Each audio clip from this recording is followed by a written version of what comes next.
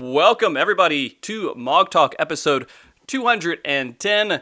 We are, today is actually 11/28/2020, except for one of our guests, it's 29. Besides that, though, if you guys have not watched MogTalk, it is a show based around the Final Fantasy XIV community discussing everything from Savage Raiding to Chocobo Racing. Today, of course, we're going to talk about some aspects of the live letter that happened recently, but just so people aren't just sitting here awkwardly on camera and you don't know who they are, we're going to introduce everybody or have them introduce themselves one by one. And I'm going to start with Komi, if you don't mind. Sure. Hi, everyone. My name is Komi. I'm also known as Fandom's Light on Twitch and Twitter. I'm a Final Fantasy XIV focused streamer that focuses on early player mentor content with some more recent Savage coaching, I guess. But basically, I like to welcome new players into the game. I like to teach them all the early basics and early dungeon mechanics and, you know, the easy stuff that some people kind of assume everyone easily picks up on, but maybe they don't. So that's me. Oh, there you go. And now, Balana, if you don't mind. Oh, hello. I am Balana. I am a guy who plays the game. I've been on MogTalk once or twice before. I was involved in the leadership of Elysium when that was still a thing. And I did, alarm clock or world prog hours for, 10 tiers or so. And this is going to be the first time I'm not. So I'm a little sad, but I'm also excited to be part of the World Race broadcast that Frosty's been putting together, which is looking great, by the way. Thank you. Yeah, and by the way, you are part of that alarm clock prog, just on the other side of it. Just on the other side of it now, yeah. Yeah. And then first time on the show, Shleb, could you tell everybody who you are? Hi, I'm Shleb. I am a partner Twitch streamer that primarily focuses on goofing off, embarrassing myself, but having fun with people, whether it's doing Savage, mount farming, or just literally everything. So There you go. And thank you for coming on. I know it's extremely early there. What time is it? it is now 7 a.m. and I'm not a morning person, so that might be fine for most people, but for me, it's absolutely not. So we appreciate your sacrifice. We do appreciate it. We do appreciate it. My pleasure. But you keep drinking the coffee. Wait for it to kind of kick in there. So there was a lot of stuff with the live letter that was pretty interesting. That I think that is worth talking about. There's, of course, we don't always go into every aspect of the live letter. We are not a crafting-heavy show, so we might not go too much into that. But the most important thing for me, personally, and I'm sorry, Shleb, you're going to hear a lot of World Race talk during the show, but is the date was finally announced, and they were like, all right, it's going to happen on the 8th. Because the last month we were planning on it happening on the 8th, and we were like, well, if it doesn't, gotta be a big relief. Yeah, they were kind of teasing that it might get pushed back a little bit to the 15th, and we weren't completely sure, but I'm glad everything worked out for the 8th. Yeah. Yeah. We were planning for it on the 8th as well for the Ethernet. Yep. I think I was the only one who was kind of hoping it would be the 15th. So I was wanting it to be the 15th, but yeah, I'm okay with the 8th. It's a good time to be a gamer because we have the WoW expansion that just came out, and then we have the Final Fantasy patch that's going to land at the same time as the new WoW raid, and then 2 days later Cyberpunk's coming out, so it's going to be an exciting couple of weeks coming up here. Yeah, the real heavy stuff in WoW doesn't happen until a week after, though, right? Basically, yeah, it's just the heroic version's coming out on the same day as the Final Fantasy raid, but the actual hard, the mythic version, which is their kind of ultimate, comes out the week after. Yeah. And so luckily, we don't compete as much with the Mythic side, which is what I wanted to avoid, because half of our cast team would be disappeared while they're doing Mythic. And so luckily that worked out for us. But yeah, also they were talking about, a lot of people were complaining that they do release Savage on the day of the patch. Which, I mean, I understand that too. It makes a lot of sense to kind of get that little bit of a break. But as someone who has done World Prog multiple times, what's your opinion on that, Balana, with them if they waited a week to do it versus doing it day of? Of splitting up the normal and the Savage versions? I am not a fan of that, just because of how much the tier kind of gets spoiled from grinding out the normal modes for a week, because you go in there and you really dig down into it if you're trying to go World Prog on the Savage. For the first tier of this expansion, my team ended up doing speed runs of just the normal modes, and I was kind of burned out on the fights by the time the actual Savage ones came out. I mean, and that's the World Prog point of view, of course, completely different than most people. Yeah. But a lot of people would want the time to, like, I understand that there'd be more time to like kind of take in the story, because like all these other times that I've gone in for alarm clocking, it's like, oh, gotta skip all the cutscenes, I'm not gonna get any of the lore, gotta get in there as fast as possible. So I understand why people would want that break, and there's pluses to it, but there's also minuses to it as well. Yeah. What are your thoughts on it, Komi? So I'm not a week one raider, so I don't really think it affects me any way or not. My first day of the patch is going to be probably doing MSQ on my own, and then I really want to dive into the extreme. But I understand why a lot of people kind of wish Savage would come out a week later, because a lot of people want to get involved in some of the other content they've announced, like Titan. I know a whole bunch of raiders that I follow are all like, we really want to do Titan, but we're too bad, we're gonna be busy like doing Savage for the first week, and they kind of wish they could dive into some of the other like content that's coming out that while they prepare and get ready for the world race. But I kind of see Balana's point of, well, if they wait a week, it's just going to be people running the normal versions on repeat, and then you're going to get bored with those, and then Savage comes around and it's like, I don't want to do this anymore, like. Yeah. It's always like a game of piecing together, okay, we saw this on normal, how's this going to translate to Savage? And when you can only think about that for half a second going through normal, it's not as crazy as having to analyze and write down and go really insane in depth with everything that they might do in the fight in Savage, I think, which can not be as fun. I don't know. I don't do world racing. I just watch it, so... There's also, a lot more time for data mining and setting up ACT triggers and really digging deep into the content there. Yeah. That's true. I guess it makes for a more fair. It feels maybe. Well, it feels more like it's more of, you can't depend on it as much because it's not as dependable there day one. Eventually that stuff comes around, but Shleb, do you have any thoughts on this? I just got caught up with content in January, so this is my second raid tier that I'm gonna be day one jumping into it. I don't jump into Savage right away because I'm a weenie and I'm scared of Party Finder.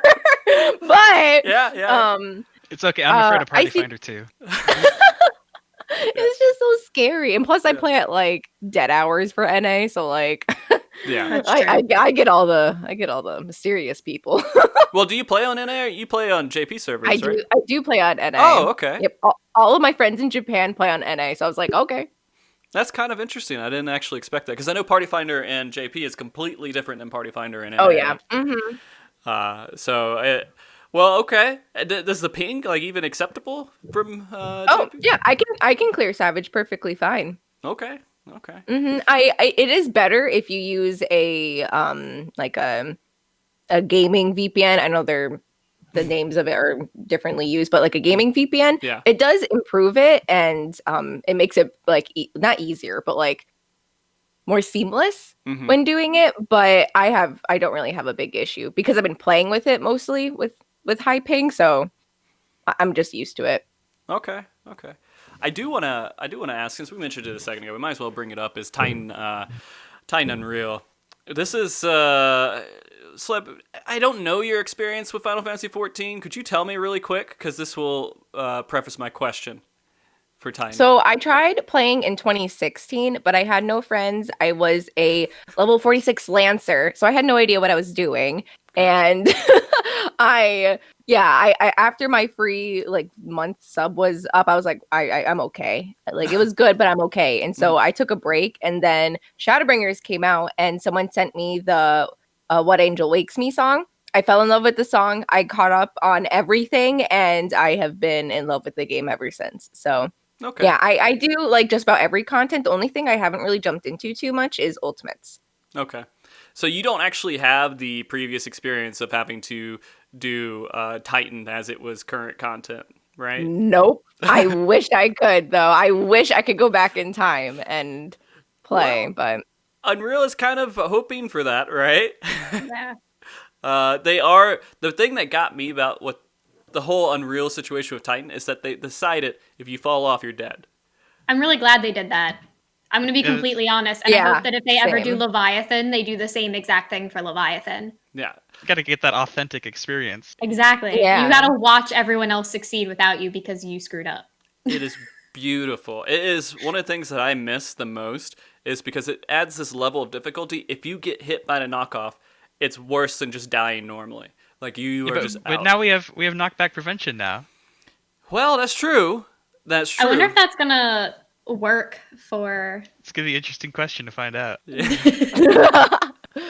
gonna have to test it out. Yeah. I don't. Will it be up enough for all the knockbacks? But you don't want to get hit for the damage Probably not either. for all of them. Yeah. But I assume if there's ever... Because there's that one where one of the healers gets the, like, jail, and then he, like, lifts his leg and he's going to smack down. Like, if Titan's ever not maybe properly positioned for that, maybe you could use knockback position for knockback prevention to save you there, but I don't think it would be up for every single one. So you're going to have to do it the original way it was intended. Yeah. For the most part. I think that's going to be exciting. It was the best rage-inducing fight one of the best that has existed in the game. It's one of my favorites to teach on Mentor Roulette, actually. Really? Yeah. Wow. Yeah. I haven't touched Mentor Roulette in so long. Komi's first episode here was with Mentor Roulette, so she's like a pro with all of that. I don't know about pro. More than me. But I don't even think I'm a mentor anymore. Yeah. Most people fell off board with that. And I was surprised, and that's why we had the episode, is that there's actually a lot of people who do care, and they're good mentors out there doing the world justice. Most of them are actually on Twitch, though, and that's how they help people the most, and not just being a mentor. There's some that aren't, like, on Twitch and actually out there helping people, but it's not as many. In my opinion. I don't know, maybe I'm completely wrong and bullshitting. But I'm looking forward to this because it became one of those things where resurrections were so overkill with red mages and everything else, and I'm like, they could just solve that by just making a permadeath like they did in Titan. Like every single ultimate, like that's so easy to balance out.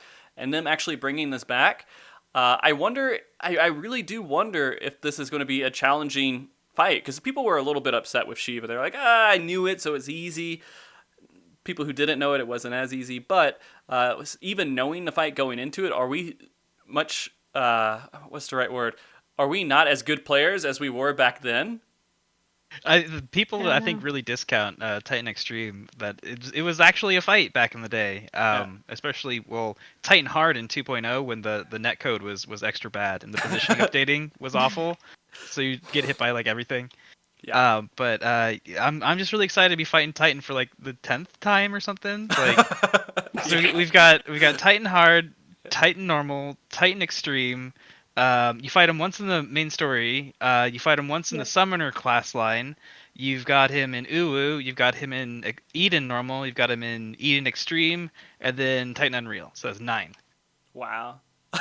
Yeah, he's like a hallmark of the game, like a figure, a monument to Final Fantasy 14 since he's been in here, and they keep bringing him back. They had to give him like wheels and be an ATV or whatever, and they also had they had Titan in VR that they did a demo. Oh, that's true. That's true. They did a Titan VR. But Shiva, yeah, and then that was kind of funny because Shiva was that for a second, but Titan's way more than Shiva, I think, at this point.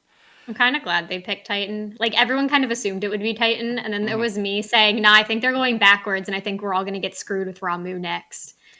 And, like, no one likes doing Ramuh Extreme, ever. So I was like, I want it. I want the chaos of Ramuh Extreme. But then they announced Titan, and I was like, I am just as excited for this. Like, let's go. I cannot wait. I want to do it day one. Ramuh Extreme was great when you could tank it with Titan Edgy. It was the worst! I was a tank. You know how horrible it felt to like be out of a job on a fight. You got replaced by a chicken nugget. Yeah, I know. It was rough. Hopefully that that won't be a big issue when it comes back around. But I'm glad they picked it. It sucks that it is coming out at the same time as Savage, because I do feel like that should be paced. Like I feel like they should put it with a 4.51 or 4.41 or what are we on now? 5.41 or 5.42 or something, right? Not right at the start. They should spread out the difficult content a little bit. And that goes back to the discussion about delaying Savage a little bit. But Savage, I think, should be there. Then everything else kind of slowly comes in afterwards to give hardcore. I think the reason why they don't is because it also has the weekly thing, because you get the faux hollow token stuff, which can get you certain rewards, and you have to do that. You can do that, twice a week, and then you can't do it anymore. Or at least you can't get currency for it anymore. You can run the fight as many times as you want, but if you want those, I assume they'll probably add another mount. Is that thunder going on? No, I'm right below the kitchen. Oh, okay, it's all good. No worries. I think the family's setting up Christmas decorations and stuff. So, but wow, they waited? Huh? My whole neighborhood had Christmas decorations the day after Halloween, November 1st. Well, we usually do it the day after Thanksgiving, and then my mom had a little accident and hurt her finger, so she's been nursing that all weekend. But yeah, she's been decorating today. Okay. Yeah. So it might be you might hear a couple noises as the perfectly family walks around. Perfectly fine. But no, it was funny because I was actually thinking about that everyone just skipped Thanksgiving this year, because it is supposed to be right after Thanksgiving that you do it. But it was as crazy as that. Literally within 24 hours, Halloween decorations were swapped out with Christmas. And I think they were like, well, we got the ladder up. Let's just go ahead and swap it out while we're up there, right? That's the only thing I could think of. But all right. But yeah, I feel like they'll probably wind up adding another mount and another glamour piece, because I feel like they're going to add more than the one. What is it now? The Kate Sith necklace, and you have the new unicorn that's up there, and they'll probably add more to keep people, running the content weekly. But it kind of works with, if you want to keep weekly rewards and have people be able to get enough to get, all the rewards they want. Unfortunately, you kind of have to release everything at the same time, I guess. So, am I screwed? Because I never did Shiva Unreal, and I completely skipped it 100%. I wouldn't say you're screwed. I think all the rewards are staying, but if Shiva's going to be gone, you're not going to be able to attempt it and complete it anymore. That's fine. I did it once, 2 weeks ago, finally. And it's just the same fight. Yeah. I liked it a lot because it was a one tank fight that you were able to do back in the day, and it was I felt awesome and cool doing a one tank fight. But I don't know.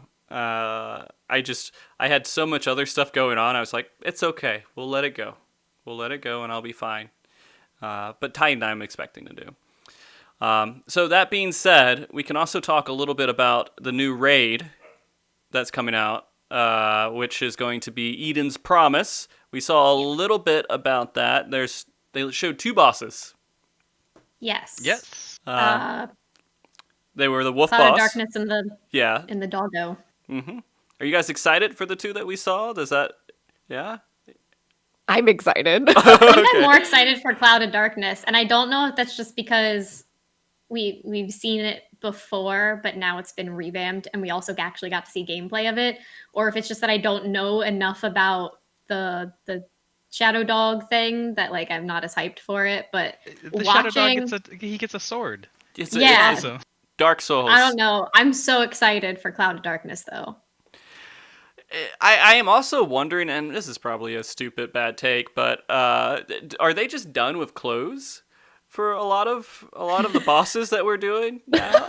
Are they just you know what? We've done so many different sets of clothes. Let's just do less and just go on this whole less clothing for every single boss that we do. I think someone said she looks like the Dissidia version. Yeah, I think so. I'm not sure. Yeah. My Final Fantasy knowledge outside of 14 consists of 1, 2, and 3. Okay. And 4. Okay. I mean, wasn't Cloud of Darkness from 3? Yeah, she's from 3, but in 3 she's kind of not. She's more like the Crystal Tower version of her than what we a bit saw more from the nebulous. raid. Yeah, like a cloud. Right? They're more like a cloud. She's definitely going to make a lot of people happy. And so I'm glad that she's in.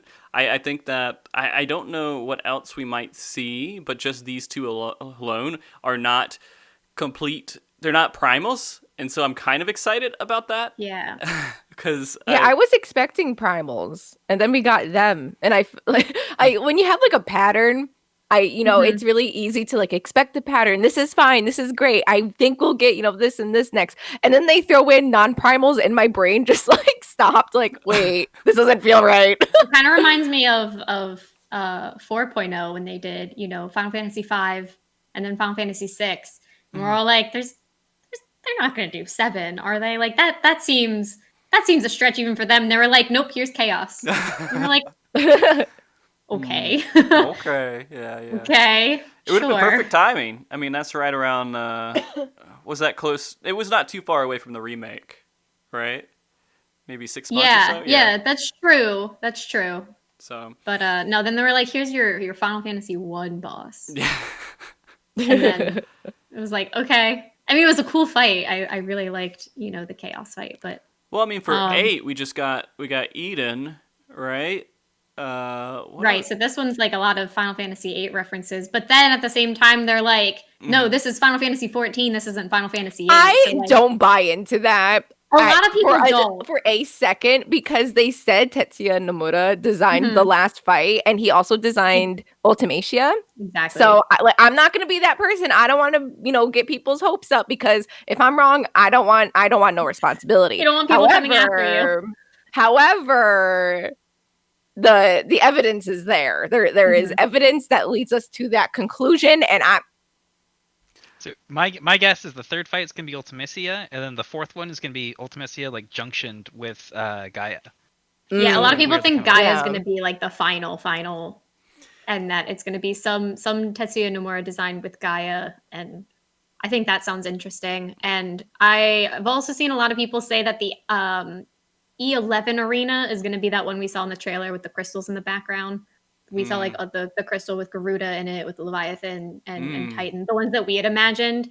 And I don't know if this part's going to be true or not. Again, don't at me at this. But like, if that's a case, whatever we fight in E11, if it can like touch into that power, like the memories that your Warrior of Light has put into Eden and resummon them, are we going to see a mixture of mechanics from the entire raid set so far?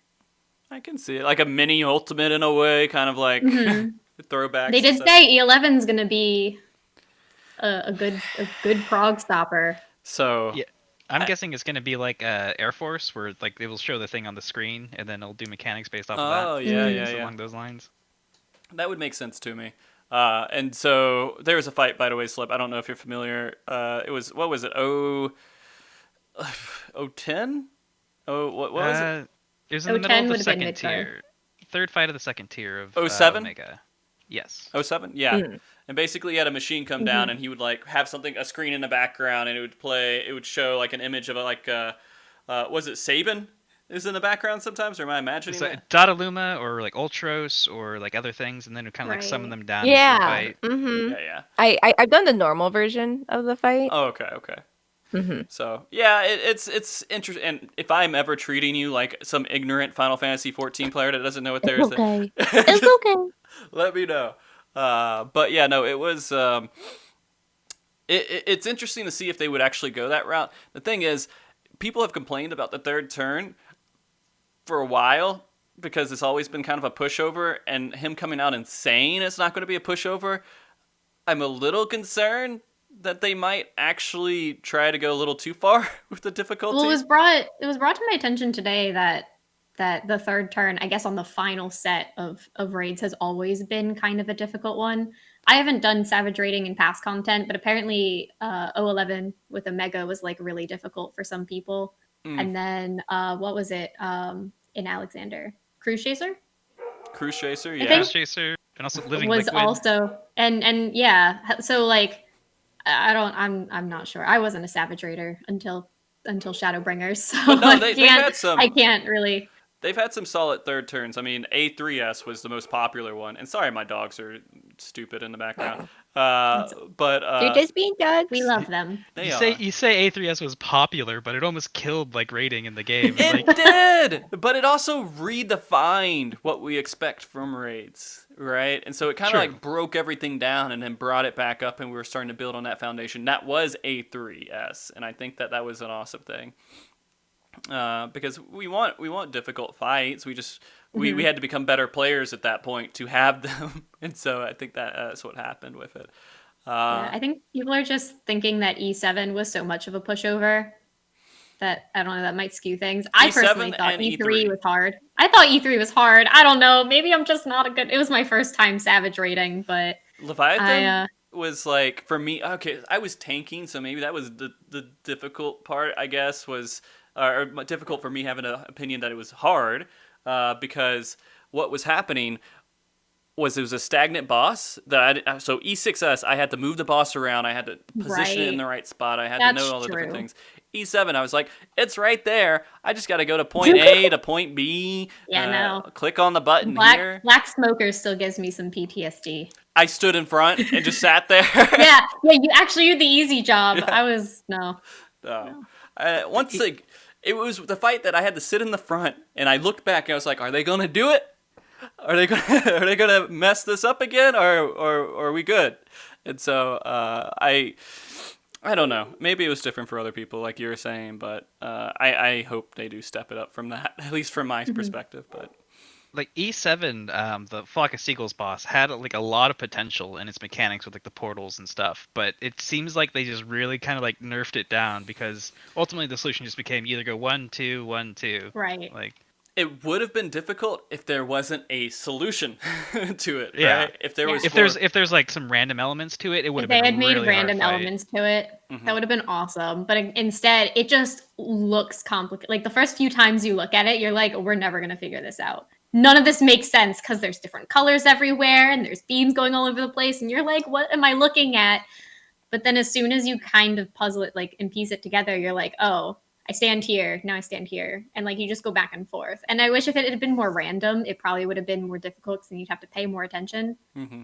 But it became super simple super quickly. And then in the second phase, when you have the dark and light aspect added into it, I mean, it's called Brain Dead Strat for a reason. It became so dumbed down that like...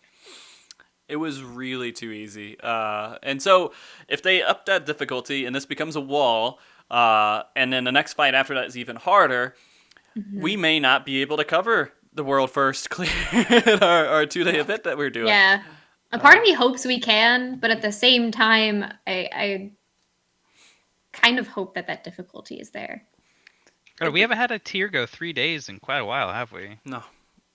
I mean, most of them have been within 16 hours. E8S was a mix-up. It was one of those first ones that was like, okay, shit, we're going 2 days for this. Yeah. Outside of Ultimate. I mean, Savage has definitely been like a 1-day tier for almost every single turn. Since like, when's the last time it wasn't 2 days? Or 1 day? Midas. Yeah, Midas. Like 6, what was it? 6? No, not 6. That's way too far back. But 4 years ago? Maybe? I don't know. And so 4 or 5, yeah. Yeah.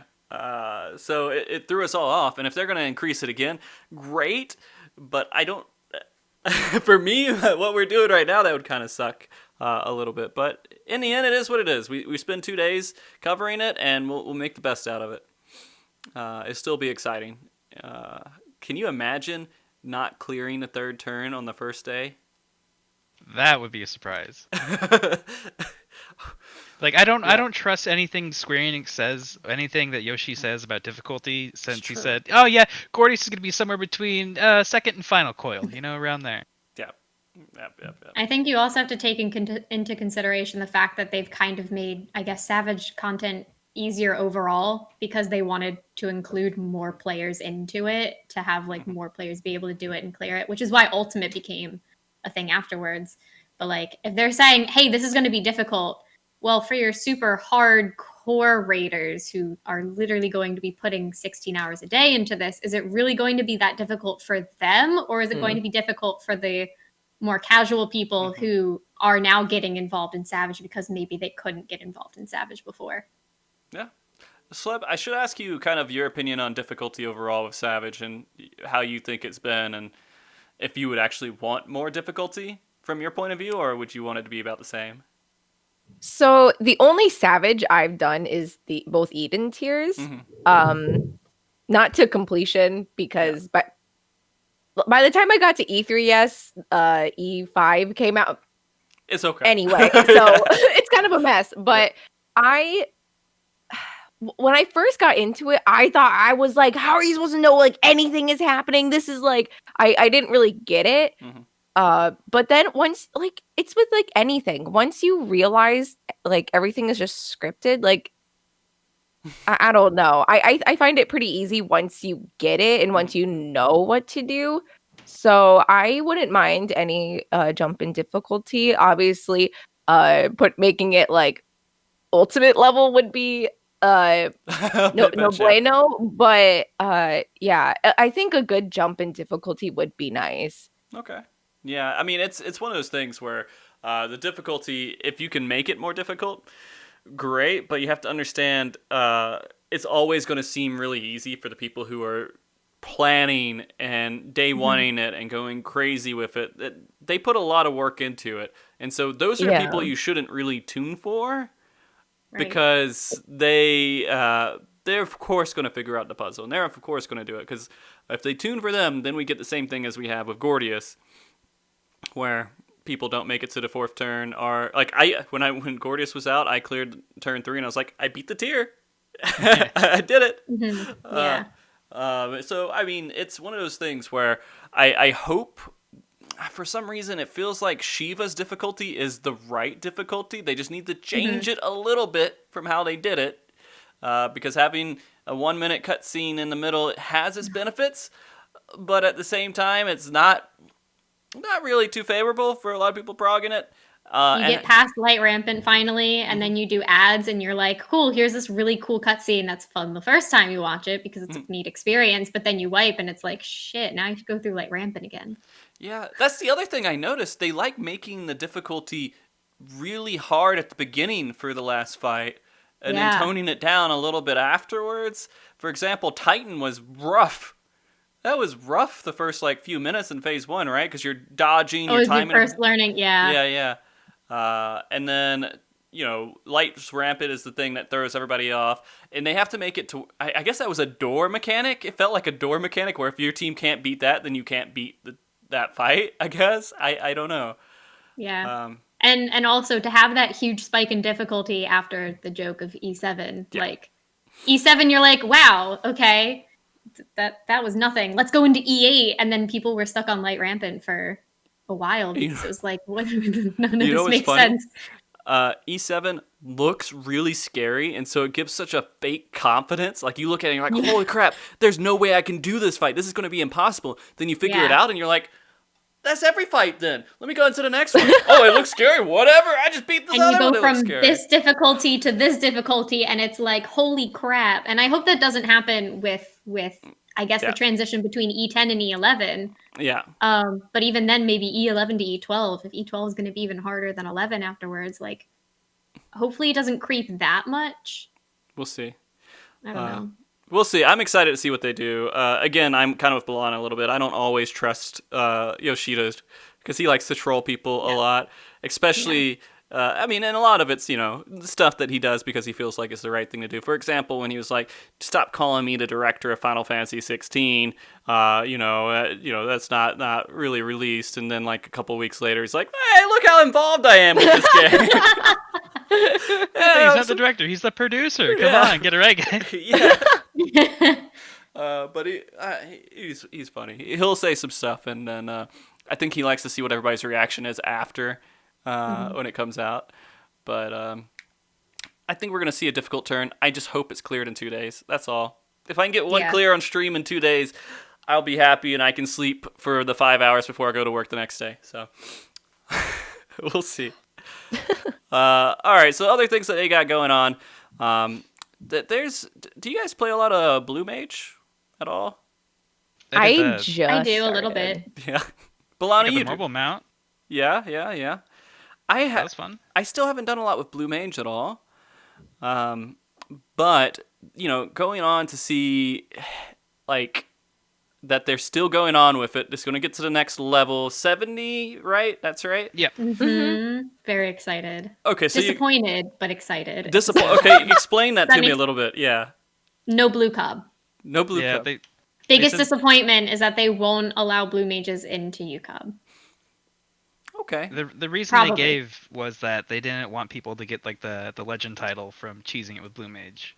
Which is fair, but I feel like things could be put in place to not, maybe not have the achievement go through if you're with blue mages. I don't know. I'm not the developers or anything like that. But like, I also know a lot of hardcore raiders who have cleared it who wanted to meme around by taking blue mages into UCOB, and then now we got the bad news that like, oh, you can't do that.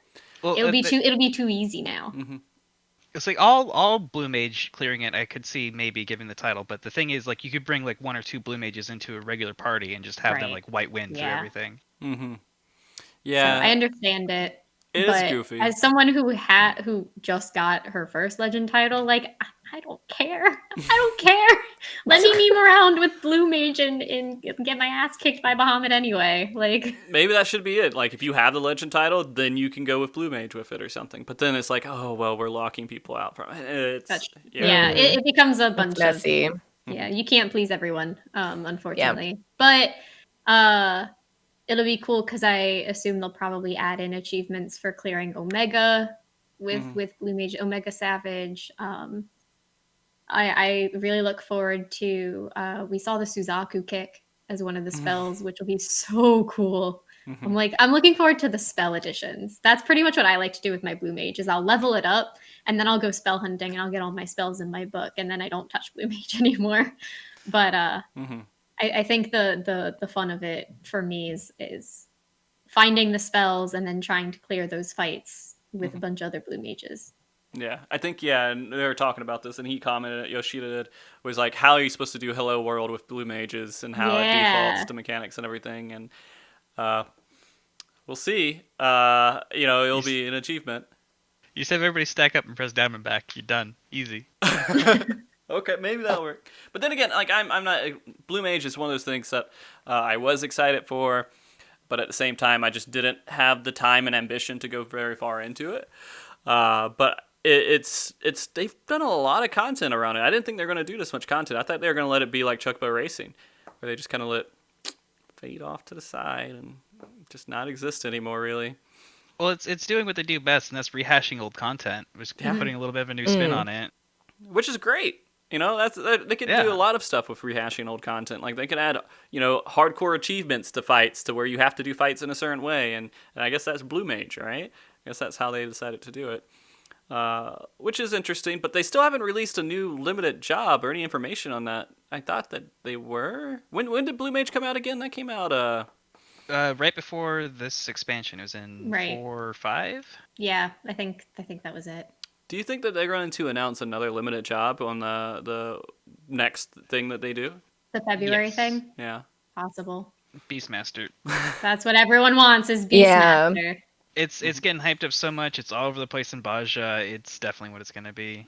If they did something else and they're like, oh, Puppet Master, gotcha. That'd be surprising, but yeah, we'll see. It's kind of cool to see them. So I get excited when Square Enix actually locks in on the content and they keep building on it, and they're like, yeah, this is working out, it's great. I guess they have their numbers in the background to see how much people play it and how much people like get involved with it and everything, which is why Diadem kind of like went away, and then we got the Baja instead, which they'll probably keep building on that. Final Fantasy is such a big theme park of content. I'm used to stuff coming up and just disappearing and going away, but now that Baja's here and like it's kind of like Eureka 2, that type of content is sticking in. And then Limited Job is sticking in here. I don't know why. So let's talk about this real quick. And we were talking a little bit before the show. The Triple Triad has been such an ignored piece of content that they declared 20 to 30 minutes of discussing the basic rules of Triple Triad during a live letter. Yeah, as soon as you said content that pops up and disappear, my mind went, open tournaments or 2-hour tournaments or whatever. And what do you mean? Now here we are. What do you mean? People are going to be TSM professional esports player for Triple Triad. I mean, literally, they They're gonna be announced it, and the climbing the first thing I ranks. said was, all right, free company triple triad events. We're going to do it. We're going to make use of this content because Man. no That'd one be else so is cute, going to. though. Yeah, I think it'll be fun for people who like triple triad, but I don't know if their goal to pull people into triple triad was a 25-minute explanation of the very, very basics of triple triad. I don't know if that's going to work in their favor. That's how you put people to sleep. Yeah, exactly. I mean, they're treating it like it's new content. They're treating it like no one's ever so played funny. it before. They're treating it like people don't go to the gold saucer. It's a 7-year-old content in the game based off a 21-year-old's mini game, and they spent 25 minutes explaining it on like the most drawn out live letter ever. This was like over 3.5 hours. Like, Yeah. they really could have cut that section out. Yeah. Oh, my favorite part about it was like we're just gonna talk about this real quick before we go on our break, and then they spent 30 minutes on it. Like I was sitting here like, okay, cool, it's almost break time. Like I can get up and go refill my tea, and then we just sat here talking about triple triad, and I was like, I just wanted to know what the new triad updates were. Yeah. And then even like the actual updates for the rules were kind of unfortunate or kind of disappointing because they showed the list like, oh, you can only have 1, 4, or 5-star card in your deck right now, but here comes the new rules. It's exactly the same. That's what got me.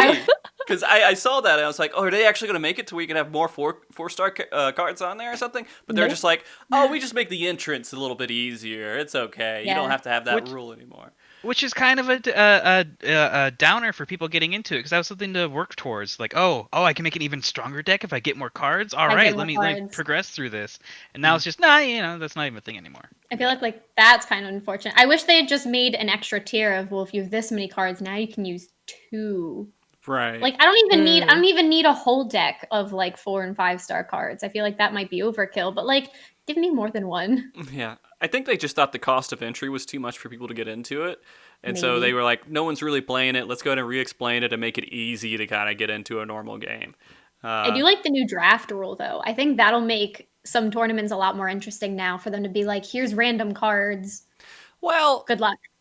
It will, but just realize that I don't know what the random cards are entailing. Can you get 5 1-star cards and the other guy gets 5 5-stars? You'll get I think they like showed the screen, and I assume they give you 5 of the like, or 3 of the like super rare cards, and then the rest are a bunch of 3 and below. Mm-hmm.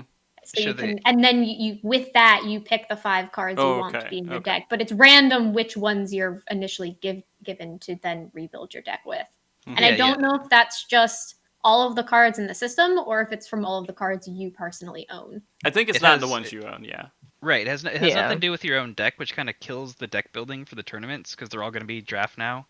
But how it was set up is like it was like 3 tiers. You had the first one, it was a 2-star and a 3-star, and you pick a pair of those. And then it was a 1-star and a 4-star, and you pick a pair of those. And then a 5-star at the bottom, you pick one of those.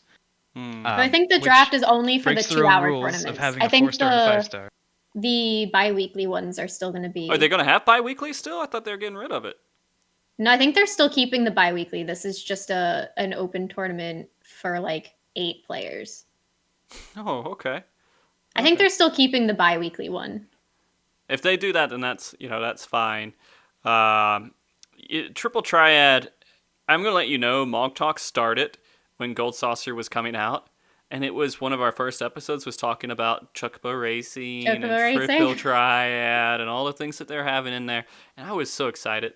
You don't know. I was like, man, I am going to be, this is me. My content is going to be Triple Triad. I'm going to be the Triple Triad guy. Shoutcasting Chocobo races. Yeah, I'm going to be so involved. I'm going to get the outfit. I'm going to be the Gold Saucer guru. People are going to be like, man, Frosty's like the Gold Saucer person. He's so good. If you want to be good at Gold Saucer, you just look at that guy's videos and stuff or whatever. It's like, that was my thing.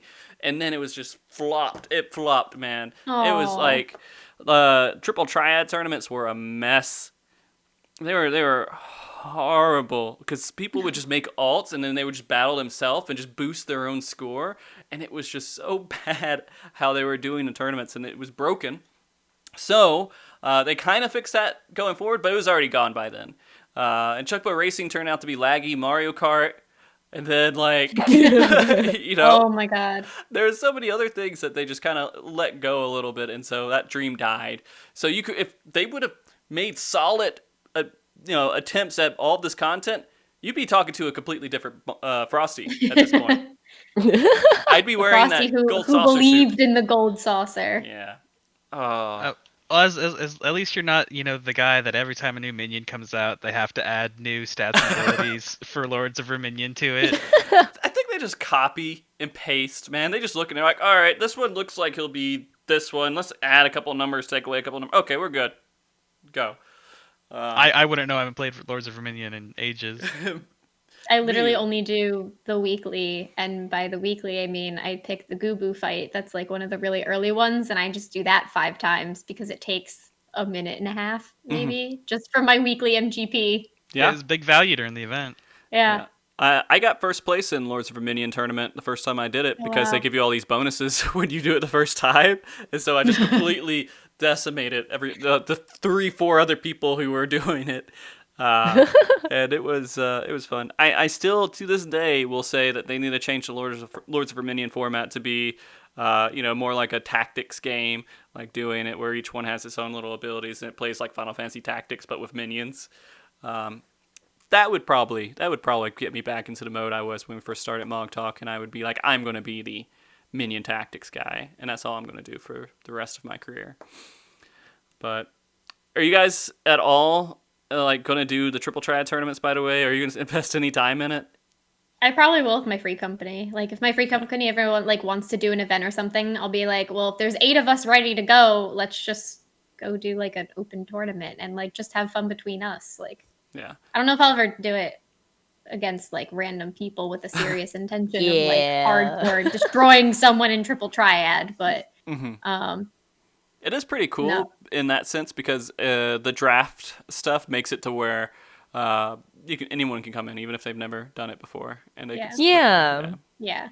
Not to sound boring, but I'm that person who likes to actually go and play mahjong in the gold saucer. You're not boring. There's so many people like that. I mean, I actually really, really love the Dome in Mahjong, and when they added it, I jumped on that. And I think they're adding faster matches now, so you don't have to dedicate 2 hours to playing Mahjong on Final Fantasy 14 anymore. I'm surprised they didn't have a 30-minute section explaining the new Dome and Mahjong rules. And they went over the basic triple triad stuff. I don't even know how to play Mahjong. I would have appreciated that. Yeah, that was. I don't know how to play either, but I know how to play the Webkins version. So I don't know how they're so different, but they are, and it drives me nuts because I want to play Mahjong, but I don't get it. So there's Webkins version. There's the Mahjong version where you're just matching tiles, which isn't the real Mahjong, and then they darn! And then they added real Mahjong, which is you need. I was in there trying to select the matching ones, and it wasn't working. I'm like, what is this? I think this isn't the Mahjong I know. Yeah. They did some explanation on one live letter at some point, but I still didn't understand until I played it a whole bunch of times, and I looked online. You have to play it, and their help menu for Mahjong's really, it's not super in depth, but if you actually read it through, it's 20 pages. So it's a lot, but if you read it, you kind of pick up on it. And someone like me, I feel like if they tried to explain it on a live letter, though, if Triple Triad took half an hour of an explanation, Mahjong would take way over an hour just to explain the basics. They can explain it in their stream next month. They're having their tournament, which is just a bunch of old guys. It is true. And they have their 14-hour broadcast. Sure, if you need to fill in content, let's talk about Mahjong for an hour. Oh, gosh. And people would still eat it up, man, to be honest with you. I'm kind of excited for their old man Mahjong tournament. I was telling my community, we'll be streaming, but I'm going to have the Mahjong tournament up on the side just because I think it'll be funny to watch. Just be funny background noise. Yeah. I'm expecting it to be a smoky room, Yoshida's pulling on a cigarette across from Nomura or something. Yeah, I'm hoping so. I mean, they've been pretty good about the social distance stuff, so that they're not going to be doing that, obviously, for that, I guess. They're not going to have a big wall between each other. It looks like they're in a... Maybe, I don't know. We don't really know what it's going to look like, do we? We could just make assumptions, but... Yeah. The picture they showed was not socially distanced, but that was before. No. That was from the last one they did. Yeah. So it's interesting. I mean, we are getting, the world is turning. We are getting a vaccine soon, so maybe things will eventually get better. I mean, maybe they'll all just quarantine for 14 days before they do the Mahjong tournament. Who knows? That is a possibility. Yeah. We really need Yoshida to be quarantined 100% of the time, because if he goes, 2 games are fucked. We lose 16 and we lose 14. So I hope he's staying healthy. All right, let's see what else. Oh yeah, real quick on back to like the tiered rating stuff. The Tombstone gear. Did you guys get a good look at that? Yeah. Yeah. Dark Souls gear. Yeah. Sure. Yeah. Yeah. What's your thoughts? I Not like a the fan. skewer. Yeah. I'm not a red mage, but I like the red kebab mage thingy. one. Yeah. I don't know. It looks like dirty. Like, I don't want new clothes and have it look like it was like tossed off of like ship and like a shark got to it. Like I like the way the shapes of the jackets and whatnot, like the shapes are like really nice. Yeah. But when you look at it, it just looks dirty. I didn't like I notice don't want that. new clothes. Yeah, it's just I thought people want it ripped up, like destroyed clothes now. Isn't that like the new fad? I think it's an aesthetic. I like. I don't know. Yeah, I it's wear definitely an my aesthetic thing. I wear my sailor shirt all the time. I wear a chocobo head for my Dark Knight. Like, that's just like the rugged clothes is not really my thing. Okay. Yeah, I've doing this forever now, and for some reason, I've just like it's like white noise to see him pick up like pictures of equipment, and I'm just like Weird, I just don't. It doesn't zone into my head anymore. It's just like I've seen all sorts of equipment on those sheets. It's just like I don't know how he could make it different to where it's like it pops out. I'm like, holy crap, that's the equipment. But it's so often now. I don't feel attached to those pictures being held up anymore. Those pieces of paper, the renders on them looked way higher resolution than what we typically get in game. So it'll be interesting to see how they actually look once they show up in game. Yeah. But speaking of those pieces of paper, that's my favorite rule of the live letter drinking game is whenever he's holding up a piece of paper, you have to chug the whole time it's up. Oh god. I guess you went down That a sounds good fun. handful of beers through that live. Oh gosh. It's typical. Yeah. Man, but I not as much as we drank over when we were in LA that one time. We went out for Japanese barbecue. Oh god. That was the worst time the most I've ever drank, like not at my own house, I think. Sorry, this is a story between me and Balana. Like when we met up in LA, I came over and visited for when we were doing. We didn't even drink that much that night. For Frosty. me, like everyone was like, "Hey, have some. Hey, let's go. Cheers." It was just like 14 shots of sake or something. Was it? I don't know. Soju. It was soju. Okay, it was soju. Flavored soju. It was. I don't know if I just didn't eat a It's lot. still a lot. But it was an intense night. That's when we were doing the PvP commentary. Before the next day we were doing a PvP commentary over at Square Enix, and it was just like a lot of people met up, and it was a good night. My wife was not happy about that picture that came out. But anyways, different story, completely off on a different tangent. Let's talk. Or we talked about Blue Mage. The equipment. By the way, I noticed it was very, very spiky, and so I'm playing Demon Souls, or I just beat Demon Souls, and I was like, this all looks very familiar, right? So that your reference, Balana, was point on there. Yoshi cracked a joke about it. Oh, did he? They put the pictures up, and one of my community members is like, "Oh, Dark Souls, ha ha ha ha," and then Yoshi P was like, "Oh, it might look like a resemblance to something."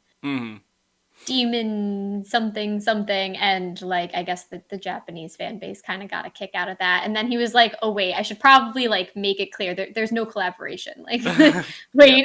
That would be a good collab, but yeah, I don't know, I'm not a fan of it. It's not my aesthetic. You don't like Demon Souls, Dark Souls, and all that stuff? No. It took me an hour to get the first weapon in Bloodborne. Those games are not made for someone like me.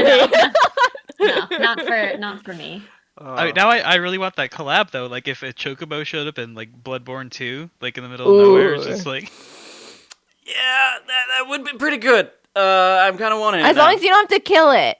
You do. Oh, it would be killing you. Yeah, it's red chocobo. Red Comet. It'd be the red red comet. chocobo. Yeah. It'd be red comet, exactly. Yeah. Red comet. Oh my goodness, I'm ready for it. But no, I used to not be a fan of Dark Souls and all that stuff. Not like I appreciated it, but I was like, I just don't have the time for it. And then I went through Demon Souls, and I was like, I kind of get it now. I'm okay. I hate the game while I'm playing it, but at the end, I'm like, I'm happy I did. And so now I'm working on Dark Souls 1, which I skipped over completely. And it's... Anyways. Going back to this. And so it was interesting to see that gear. The other stuff, they had a lot of... I'm never really in tune with a lot of the adjustments they make to jobs.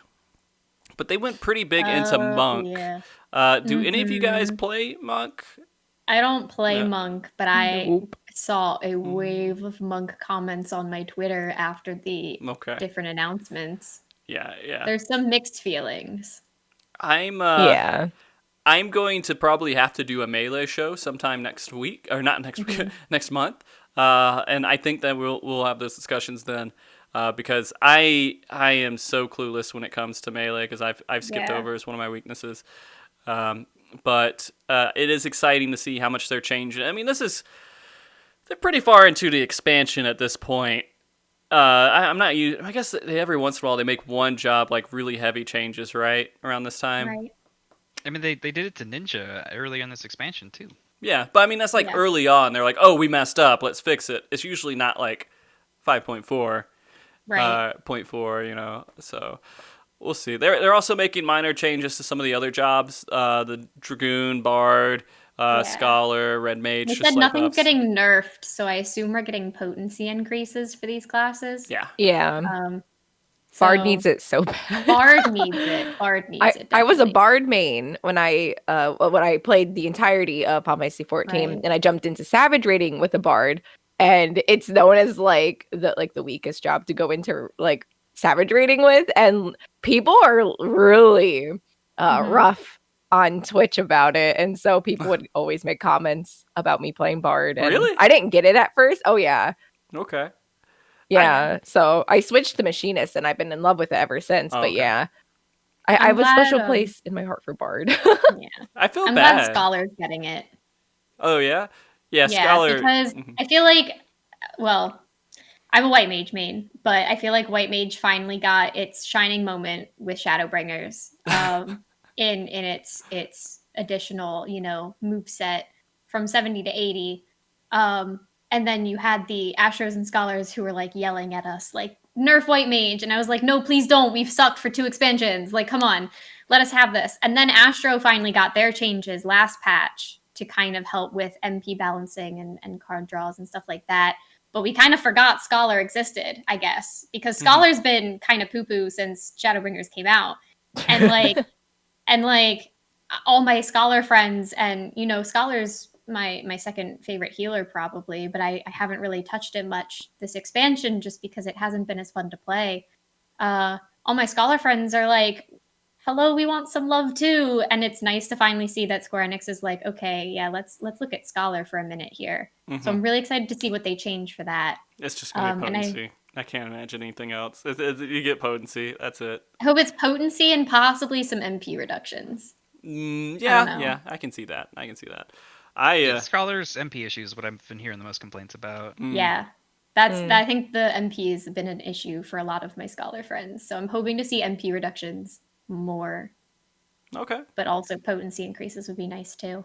You notice there's nothing for Paladin on there. There's nothing for tanks. They're nothing okay. for tanks. Yeah. So that's interesting. And then, what else is on there? Dragoon. Dragoon. So the ones that they mentioned was Dragoon, Bard, Scholar, Red Mage. Red Mage is the big question mark because it's in a pretty good place right now. Yeah, it's probably just going to be overpowered again, and everyone's going to take it, and I'm going to have to ask Yoshida again, hey, can we do something about Red Mage? When we went to the media event, I was like, hey, this was one of the things Layla wanted me to ask, is like, there's an issue with being able to res so much as a Red Mage. Do you feel like we need to change it? And he was like, gave a kind of long answer about, no. For Prague, it's Balana knows it better than I do, but for Prague it was a big thing. Because Balana loves Summoner so much. Did they force you to go Red Mage? Is that right? A lot of the time, yeah, for Prague. We actually, for the first tier of Eden, we ran Red Mage and Summoner just for the zombie comp and just read through everything. Yeah. I remember Sfia, he loves Black Mage, and when he cleared Ultimate, he threw away the... he cleared it on Red Mage, I think, and he threw away the Red Mage weapon, and everyone just gave him so much shit for it. It's just like... Casters hate Red Mage. A lot of casters just really hate Red Mage. Because they're forced into that role. Well, they had the Pusheen collab. Even the Red Mage little emoji they had is just falling asleep, so... Yeah. All right. Let's see. So we're not going to really talk about Monk. We're going to skip over that. That'll be another show. I feel like Monk's one of those things that you also kind of have to wait, I guess, maybe for the patch notes to drop. Because while they gave us some news on Monk, there's a lot of things that, due to the changes they're going to make, we don't know what's going to happen to like other skill sets that Monk has. And they didn't talk about any of that in the live letter. So like, I'm going to be really interested to see how Monk changes when the patch notes drop. Like exactly everything in little detail. Because there's still a lot of questions for Monk with a lot of its skill sets. They gave us some examples, but I don't know. Yeah, like what's the Natman going to do now? Exactly. They made no comment on that. And I think that's where a lot of Monks are really worried right now. Yeah. All right. Let's see. What else do we have that I noted here that was fairly... Man, the new Extreme just feels so overshadowed by like everything else, like Savage and Titan. It's like... It's just like in the background, right? Seeing the beginning of the fight, though, I'm really excited for that laser spinny mechanic that's coming up. That's going to be fun in Extreme. Are you guys not tired of robots yet? Are we still like on board with more robots? We're okay with it. I'm still embracing the metal. Come on. Okay. Because I mean, we had lots of metal going through Alexander, and then didn't we have a decent amount of robots? Maybe we didn't have as much in Stormblood as I remember. Omega was kind of a robot. Yeah, Omega. Yeah. I guess that's the whole point. It's like he was a robot, and then he had another robot fight in there and some other stuff. And then now we're back to Extremes just being robots. And it feels like they never leave. Like we just always have robots in every expansion, like a big deal. I think my biggest beef with it is probably the lack of music change. They're using the same Primals version. But Beef Soft Tacos is so good. Beef Soft Tacos is good, but if we have another redundant. second phase, like we do with Ruby Weapon, where it's something White Raven, I don't remember the track name off the top of my head. I got real sick of that track, especially because that one didn't get remixed. If we remix that track and we reuse it, cool, but we didn't, and it became really awful to listen to. Yeah, well, I'm a guy. Go ahead. I'm the type of person that just listens to the same music over and over again. So, like, that stuff doesn't bother me at all. But, yeah, I don't know. I don't really notice things like that. It doesn't bother me because I clear it once and I'm done. No, I'm like 70-something runs in on Ruby Weapon because I've only ever seen one Gwibber and I have to collect them all, like Pokemon. And I'm getting... I don't mind the first phase music, but like you get through the first phase and you get to the second phase, and again, there's another really long cutscene you have to deal with, but at least that one's a checkpoint, and then it's just like, no, I don't like this music. I've listened to this enough. I did want to ask you guys all about this too. Checkpoints in any of the fights, they've been steering away from it this expansion. Do you feel like it's time to bring them back? Were we a little bit too ambitious to try to get rid of them? I'd say no. I don't think they're going to do it for Savage. They're getting plenty of that in Extremes. Yeah. I don't think we need checkpoints, but I definitely am sick of seeing the same cutscene over and over and over again that takes like a minute long. Because I feel like that cutscene is the checkpoint, sort of. Like, it's supposed to be like, all right, you're good. Go do whatever you need to do for a little bit, breathe, and get ready for the next phase. That's always what I assumed it was, although it's a lot more breathing than you probably need. But it's... I don't know if I agree with how they did it. I feel like they could have done... Because they did that, but not as crazy for Titan, too, right? During that phase 1 to phase 2 transition, you kind of sit there and you watch him kind of explode and go crazy and turn into the big Titan. But you still have control. Yeah, you still have control. That's true. You're not like locked There's in a difference there. to like checking your door, making sure someone's not coming in to watch the cutscene and see what's on screen.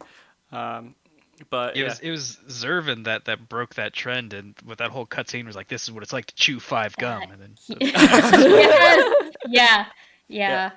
I feel like if they're gonna keep these minute-long cutscenes, they probably will need to re-add in checkpoints. But if we can find a solution, like if we can keep it like Titan or I guess Neo X Death would have been the same, where there's a transition, but you can still move around and you can still, black mages and monks can still, well, monks gonna change, but like black mages can still keep their stances up and dragoons probably also. Like if people can still have control of their character to do the little things they need to in transition so that they're not just kind of stuck resetting, then I don't see a need for a checkpoint, but I don't know. I mean, a lot of people were complaining. It's the door boss conversation, right? Like, do we need to have any kind of door bosses in there? We need to bring them back. And because a lot of people did fight it. They're like, this is kind of annoying. Although there's a whole other side. Like, once we get rid of it, we're like, man, there's some good things that came out of that. You kind of had that little like, oh, there's like 4.5 bosses now. And so it's kind of nice. But at the same time, it does make it feel a little bit weak when it's only like a 10-minute fight at the end. You kind of want it to be a little bit longer, or an 8-minute fight or something. But well, with all those checkpoint bosses, a lot of the back half of the fight was like recycled mechanics, like that's the thing I didn't like. But which they've luckily moved a bit away from with the newer fights in Shadowbringers here. Yeah, I do want them to keep that, and so. The cool thing is that they do listen to the community. It does seem like they are kind of adjusting towards interest. Like if it's voiced enough for like a year, eventually they're like, oh, all right, let's do it. And we go forward with it. But, man, I really hope that fight's in 2 days. Really hope it gets cleared in 2 days. It'd make my life so much better. It'll get cleared by somebody in 2 days. Somebody, at least that. At least give me that. We can only just hope that we catch it. Yeah. He did say the 4th floor was you can't put it into words. I don't know what that means. But again, we can't really trust what Yoshiki says. So. Yeah. Okay. There was some crafting information, by the way, to go on a different topic here. There was some crafting information in a live letter, which I skipped over. We don't talk about a lot. More the new UI for the collectible gathering is actually really good. Is it? Yeah. Balana, are you going to be our resident crafter here to talk about it? Hey man, I've done a lot of crafting and gathering, and the collectible gathering UI looked like it was made by an engineer for the longest time. It was just very simple, very just like numerical, but the new one looks really nice. Okay. That's good. Okay. I'm just excited for the final Ishgard restoration, where the one crafter that crafting group that contributes the most gets like a statue put up. I was like, all right, I need my culinarians to come together. I want a giant culinarian statue in Famfrit. That would be pretty cool. The only thing is, like, maybe it's just my assumption is that stuff's always like overtaken by just bots, right? It's the botting Olympics. Yeah. Yeah. And so it's kind of like Triple Triad. The idea is so cool if they would just understand that people are not really, at least, I don't know, maybe it's different in Japan, but outside of Japan, there's not a lot of honor in online stuff, and people just do whatever. I'm pretty sure a lot of Japan servers also bot, so... Okay. Yeah, it's one of those things that they could, if they could get a control over it and stop it from being such a cluster, it would be cool, but unfortunately not. All right, so let's see. Oh, there's a snowman mount. It's so cute. I need cute. to see a Hrothgar in it. I'm a Hrothgar. I need that Yeah. so bad. I need to see a big cat boy in this cute little snowman. I just want him to peek out so bad. Yep. I need this. How freaking ridiculous are we going to get with mounts? I feel like they keep upping the game. I'm like, all right, now they put this mount in. The first time, because we had the the egg from one of the like Easter events. It's true. It's true. The egg. It also had this weird like open close mechanic when you moved around. But I'm hoping this is an event mount. I really want it to be the All Saints Wake mount. Yeah. I'm gonna have to do an event, I guess. I don't know. I haven't done events in a while. No, please don't. Oh yeah, that would be rough, wouldn't it? Do you think they're gonna give the wings away in the new treasure dungeon thing, or do you think that they're gonna be $25.99 on the Mog Station? $25.99. They're not 20. Yeah. Yeah. No, we'll Are see. there any fashion accessories on Mog Station other than like glam, like Not yet. the fat? Yeah. Mhm. I would hope that it's from mapping. Then. Yeah, it's funny. They did go over some treasure update stuff, and I haven't done it in a while. But I feel like that's like the repeated thing that I say. I haven't done it. I haven't done it in a while. All this extra content. They come out with so much stuff. The map thing's exactly the same as last expansion. Yeah. Yeah. I was hoping this would be the three door dungeon one, but I'm cool with this too because I liked the roulette version. It took away my stress of having to choose the left or right door and then being wrong. Exactly. It feels way more like carnival-y. Yeah. So I always think that's fun. Like I'm always sitting there yelling, "Keep going, don't land on that one!" Like I'm just always yelling. I want to know what the silver roulette's gonna be because in Stormblood it was the Elephant Prince. This icon looks different, so I want to know what it's gonna be.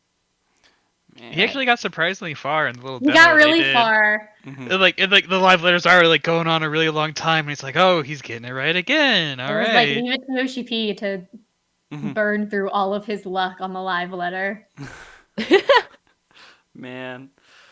All right. So there's that, and there's some other stuff in there too. I'm trying to think about the other things that we can go into. Oh, well, I mean, there's also the Save the Queen update we can discuss a good bit. They did confirm that is going to be a Savage party finder, or that it's actually like they're adding a new Savage content, basically. It's weird. Yeah.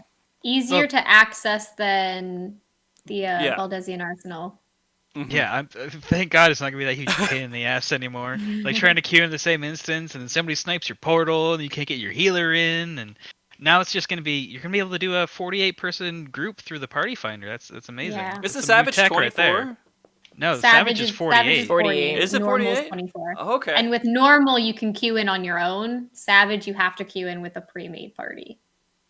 Okay, so is it two pre-mades of, like, do you have to have 48 people pre-made? It's new tech that they're going to have in the party finder. Okay. That's pretty interesting. That's an endeavor, though. Is there any free company that could have 48 people ready to go for that and seriously try to clear it quickly? Oh, no. Radiance. Not mine. Probably. Radiance? Yeah, they got a lot of people. Do we got to do a world race for that? I don't think I could. I don't think I could do it.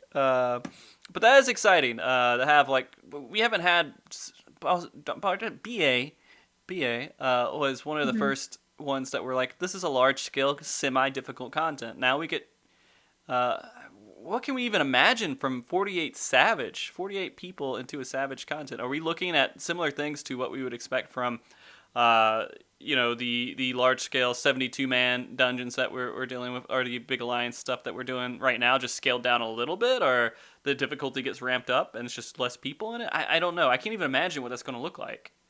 Well, it's probably mechanically similar to BA, but I think it's going to be really highly tuned because they're adding another like Baja front, probably like the northern front or whatever, after this in 5.5. Right. So they're saying, hey, if you're having trouble with the Savage version, you can gear up later on and go back to it, which makes me think going at it right away is going to be a whole lot of fun and pretty challenging. Okay. That's weird. Like this whole, all right, we have Savage coming out, then we have Unreal Titan, then we have this content later in this patch, we'll have to Save the Queen, and then we have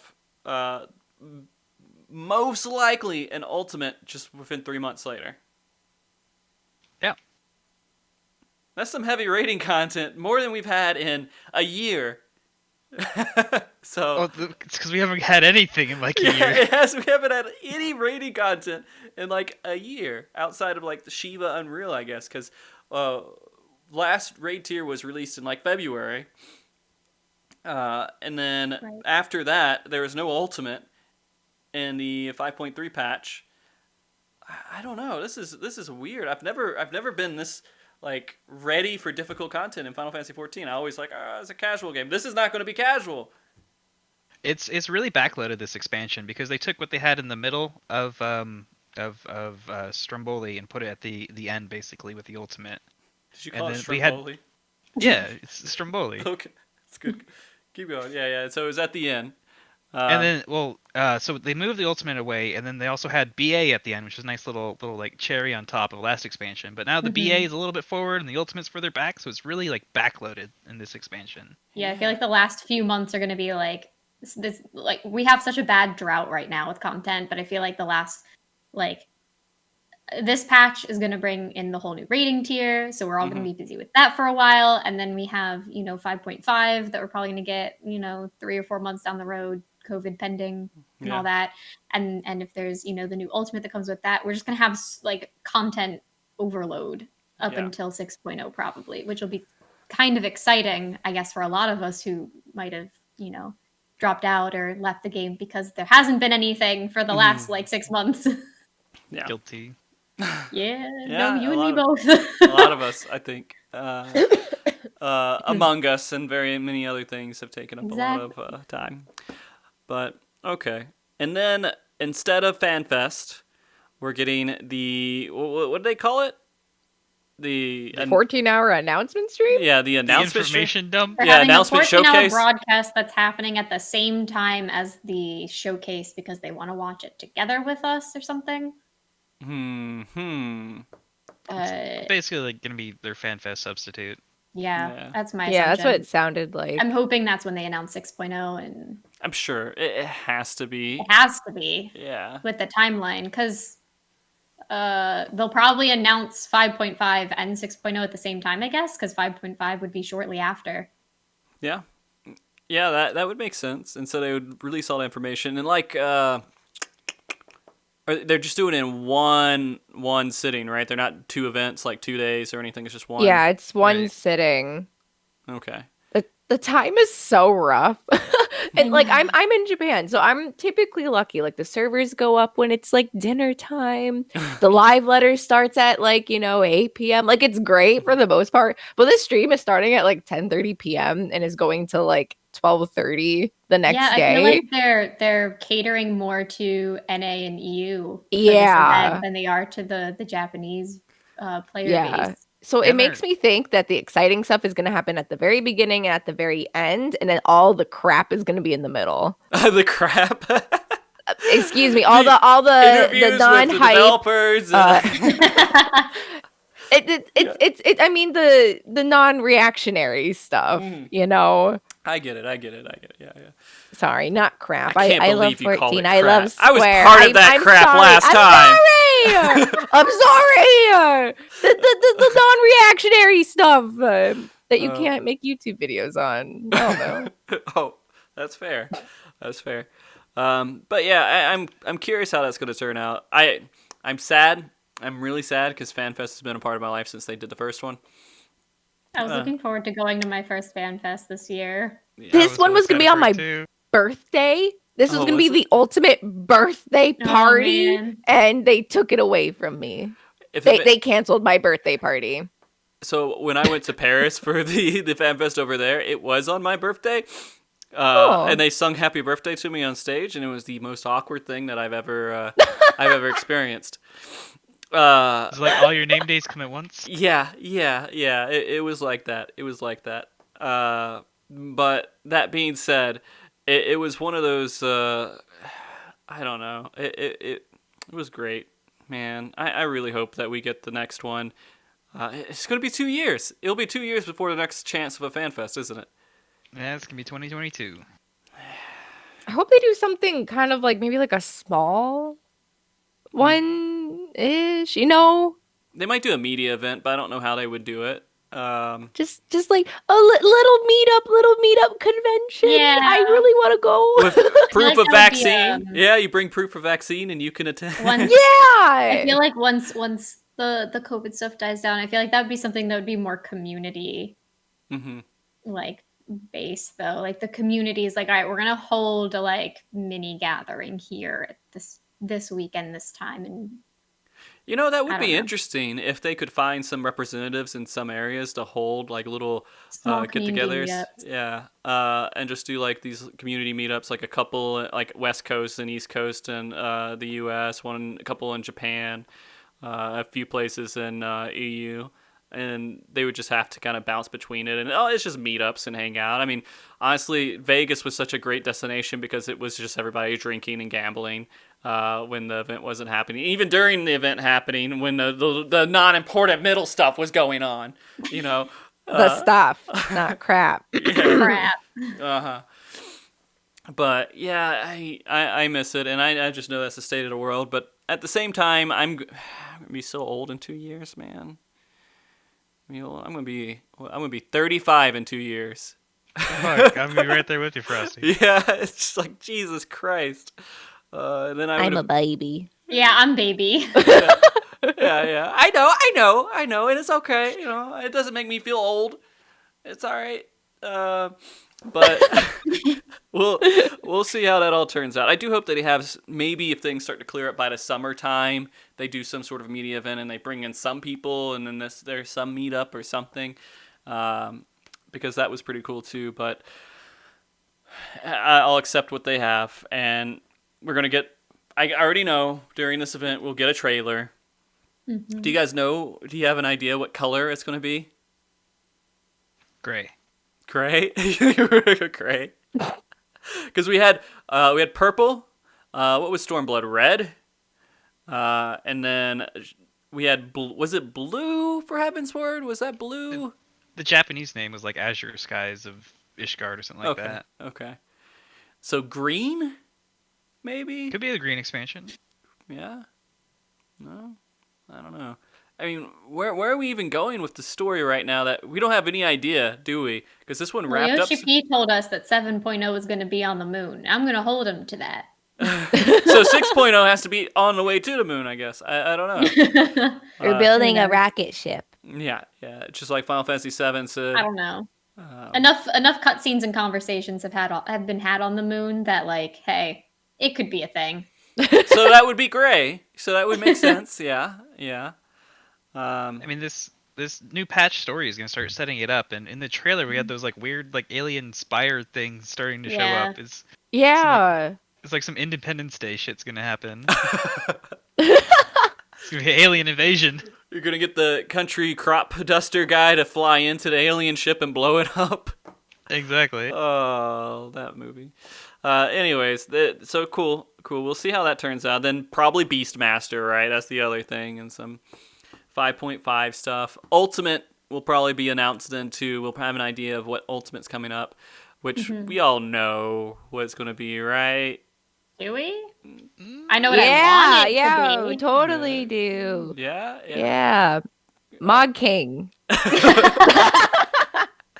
I know what I want it to be, but I don't know what everyone else's speculation is. Is it the same? I assume it's like the triple. What do you call it? The Warring Triad. Triad. The Warring Triad. Yeah, that are like the Heaven's Word crazy. I want the nonsense. Heaven's Word. I want Thornton and the Heaven's Word so bad. Though someone mentioned it could even be the Warring Triad leading into Thornton at Heaven's the Word end. as well. Yeah. I don't know.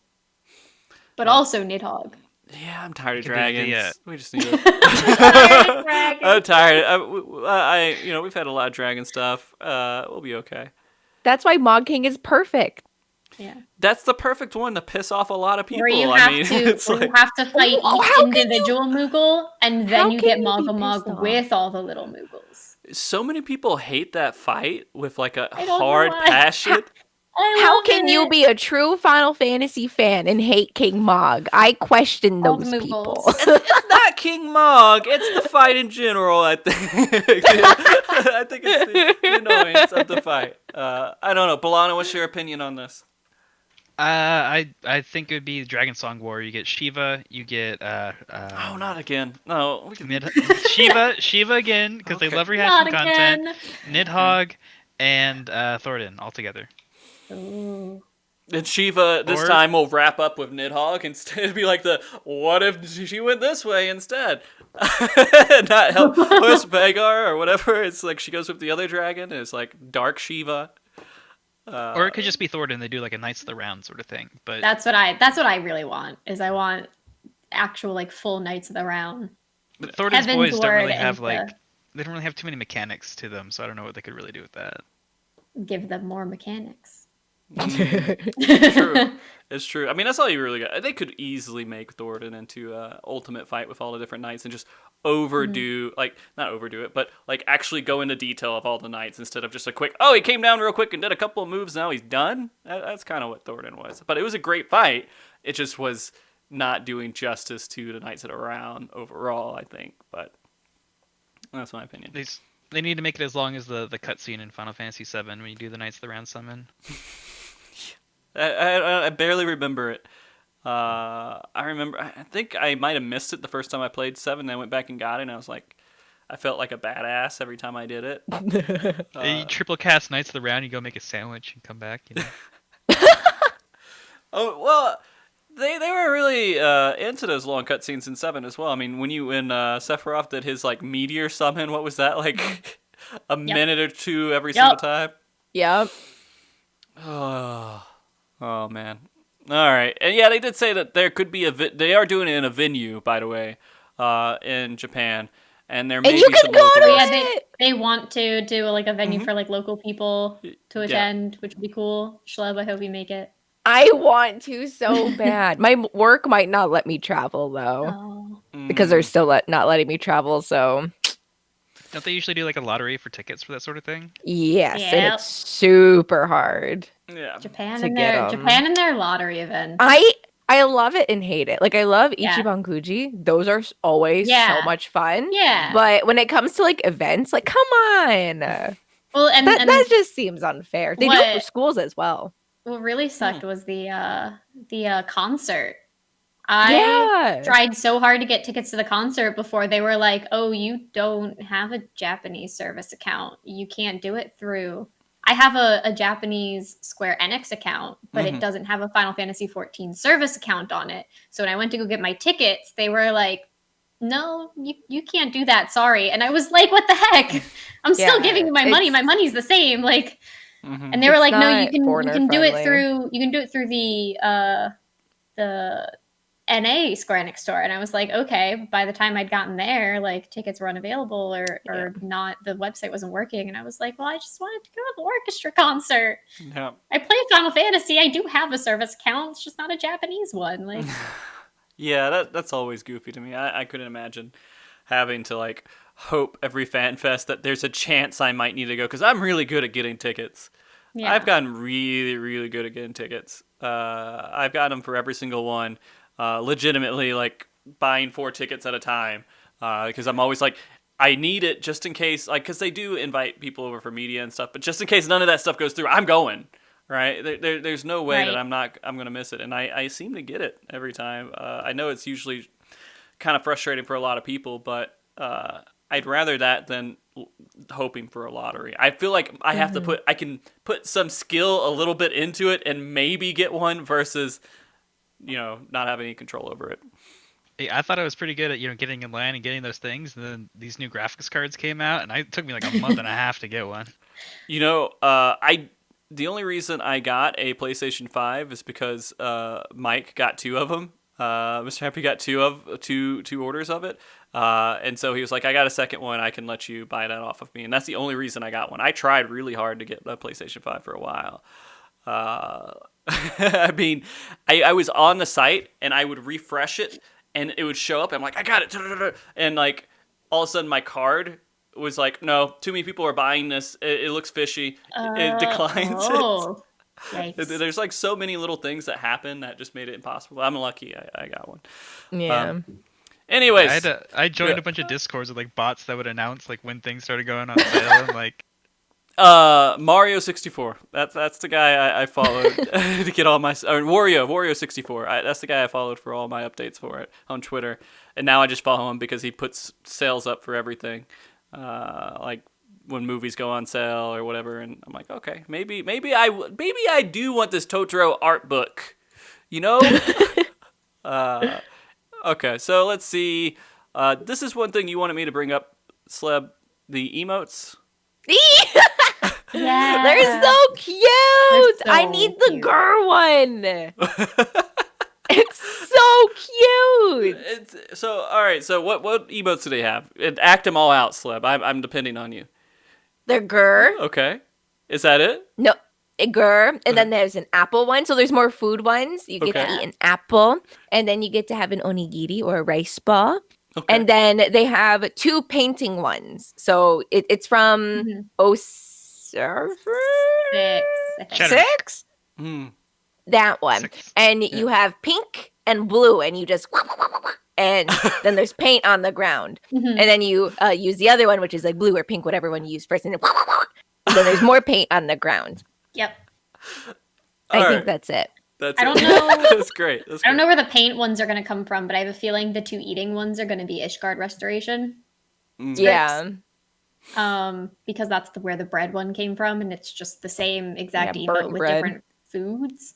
I don't know about the painting ones. Mog Station for 20. Probably Mog Station, just because of the like randomness of them. But Is it crazy that we get excited for emotes? Is that something that's like weird, or is that something that's just like that's good? That fits us. So I I love don't- new emotes. I love emotes. They're so fun. Yeah. I mean, Final Fantasy is like one of the last, besides WoW, one of the last like MMOs that's just like lasting. Sorry, I was getting ready for some of the viewer questions, and I saw one of the first ones. Oh, on no. So it's one of those things where just adding glamour, adding in emotes, adding in all these things are huge deals that we all get really excited for because we live in this game, and these little Yeah. things just make it that Yeah. much more interactive. Yeah, once you finish the MSQ, endgame really is just your glamour. Yeah. Who cares about anything Mhm. else? Do you look good? Yeah, do ultimate for the shiny weapons. I mean, that's what you do it for, right? Yeah, exactly. Yeah. By the way, guys, if you want to ask any questions there, it's posted a couple times. You can click on that link and send it in, and then we'll ask them here in just a little bit. I do want to go ahead and ask this so I can just get it off my plate here for Balana. Layla wants to know if you're going to abandon his Shadowlands raid for Shadowbringers. If it's all over. Is it all over? Is it done? Is that it? No, Yeah. no. We can line it up. We can do both. I've actually, when Classic first came out, I was raiding in Final Fantasy and Classic at the same time. I was like tabbing back and forth between them. That's insane. All right, so just for you guys to know, Balana and a couple other people who are working with us with the World Race event are very invested in WoW right now as well. Huge. And it's insane because Shleb, have you ever played WoW? No, I tried, but I think living in Japan, the Blizzard just doesn't let me. So The Blizzard doesn't let you? Okay. yeah, it's Blizzard. I've tried like getting the game and like the trial and stuff like that, but Blizzard every time just says no. That's crazy. Yeah, I never really thought about that, but I mean, WoW was a big part of my life back in the day when it first came out and everything, and so I'm very familiar with it. But I left it after it went kind of like stale for me, which was around Panda time. What was it? Yeah, I stopped around Mist of Pandaria Yeah, as Mist of well. Pandaria. Yeah. But Classic pulled me back in, and actually Naxxramas, the last rated Classic, is coming out on the 3rd, right before all this other stuff. So it's a very good time to be a gamer. And you say that, but not for me hosting events. And so I'm having to worry about all these people. Like, seriously, if the event happened on the 15th, we would have lost half of our staff. Yeah, That would've probably. been- Yeah, because of how insane like all this stuff coming out at the same time is. I mean, when we finish the event, Cyberpunk's going to be out. Oh yeah. Yeah, don't schedule me after 9 on the second day, because I think that's probably when it's gonna, come out. I mean, Komi, Shleb, are you guys going to play Cyberpunk at all? Nope. Really? Nope. My only hype right now is for the patch. thank God I have you on board. Exactly. Yeah. That's yeah, insane. no, I'm fully committed to the Final Fantasy 14 patch. I've never played WoW. Cyberpunk looks cool, but I don't know if it's really my type of game for me to play. It's one of those things that I'd probably I'm watch in the other same people boat. play it. Mm-hmm. It looks But- like a futuristic Skyrim, basically to me is how I'm seeing it, but we'll see. Maybe it'll flop. Maybe all this hype will happen, and it'll just like. I hope it doesn't flop. It's be like No honestly. Man's Sky. That's kind of what I'm picturing. There is so much hype around No Man's And then Sky. the entire like development team just like disappears off the face of the planet. Don't say these things to me. I've been waiting for this game for 8 years. It's possible, man. It really is. It could just completely fail out. Man, it is going Why do they keep pushing it back? Like I'm like not to keep putting it on you, but like Because, like- why would they keep pushing it back if there wasn't something? They couldn't get it running on a PS4 non-pro. Maybe that's what it is. Yeah, and they gave up on it. And they're like, yeah, if you guys want to try on a non-pro pro PS4, then go ahead. But it won't run.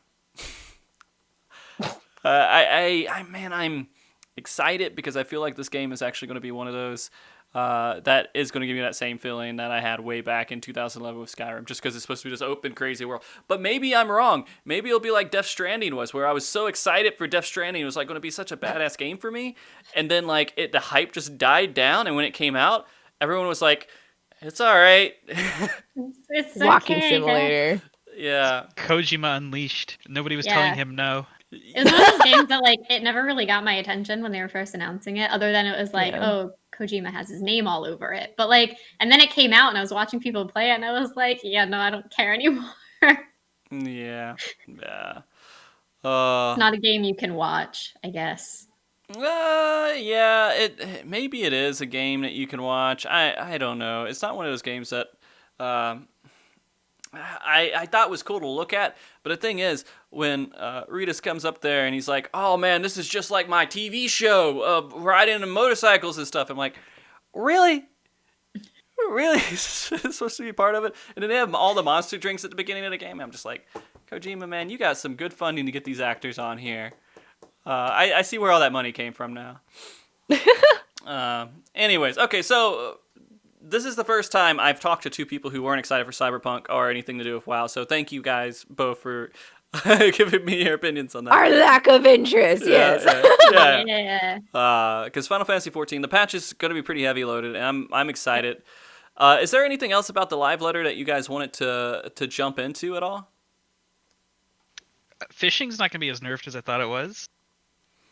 I can't believe they took it too far with the meme by giving us a minion of the Momora Mora. And I'm just like, no. No. Okay. I don't know. That pet has the most derpy face. I feel like ocean fishing, like, I don't know, might pull more people back into it again, but unless there's another mount incentive, I guess, I don't feel like I personally will go back to doing it, even with the new routes. The new routes are a cool idea, I guess, but I don't know. I did ocean fishing until I got my shark mount, and then I never touched it again. Final Fantasy in a nutshell. Just Final Fantasy content in a nutshell, yeah. Shleb, did you do any ocean fishing ever? No, because I have finished up like MSQ like this year, I've just been like going back and catching up on other content, and I usually just put a high priority on like extremes and more like raid content. And I kind of push off things ocean like fishing. that. Yeah, I'm not much of a crafter gatherer person. Yeah, I prefer being in. I need more what's the word, like Action? Yeah.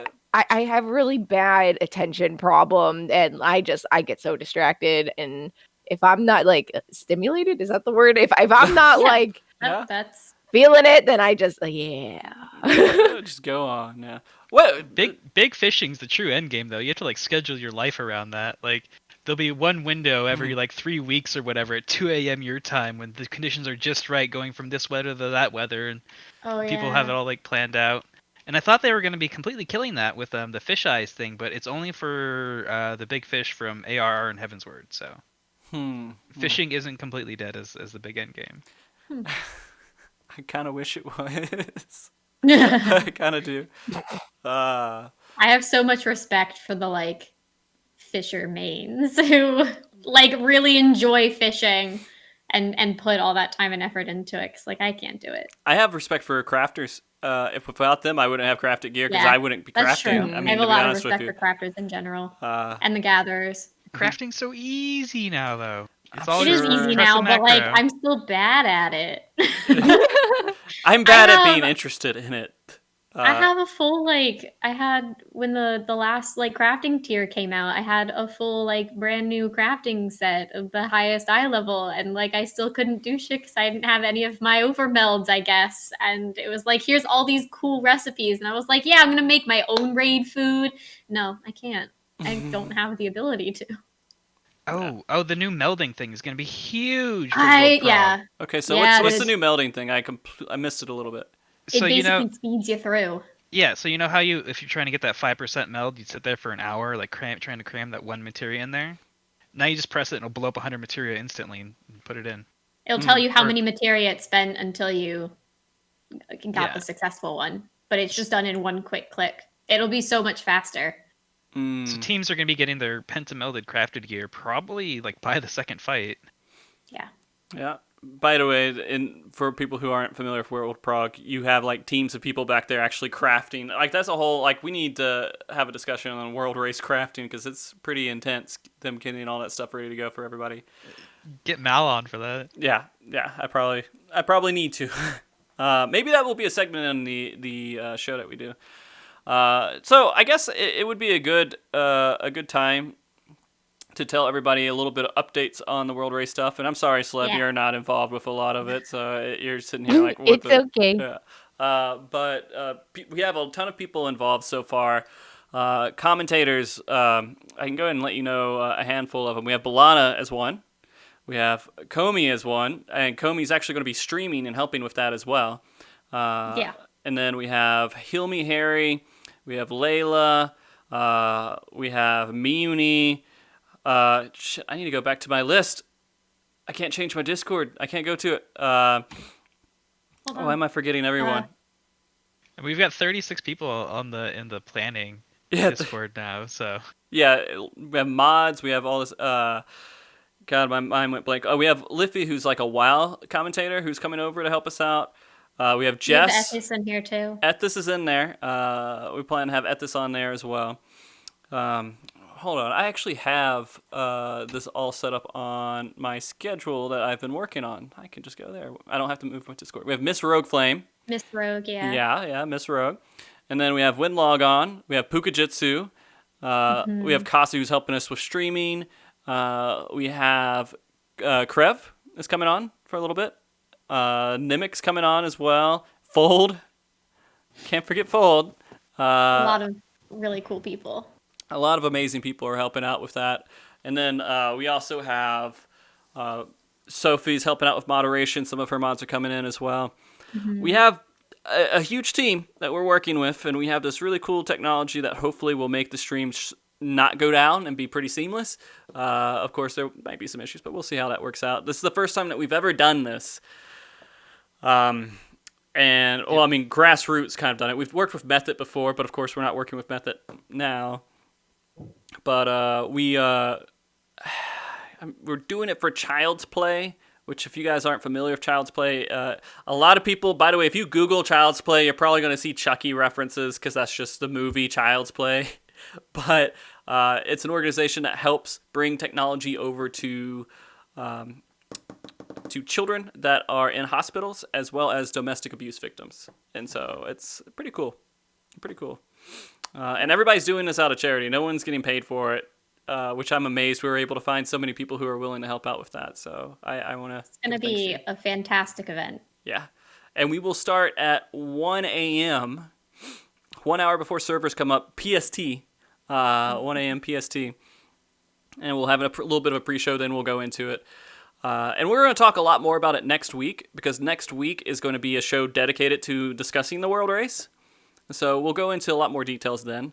But if you guys have anyone who is interested in actually being someone who shows up on the event as a racer or anything, believe we sent out a forum recently. You'd have to check my Twitter. I'm so shitty about this.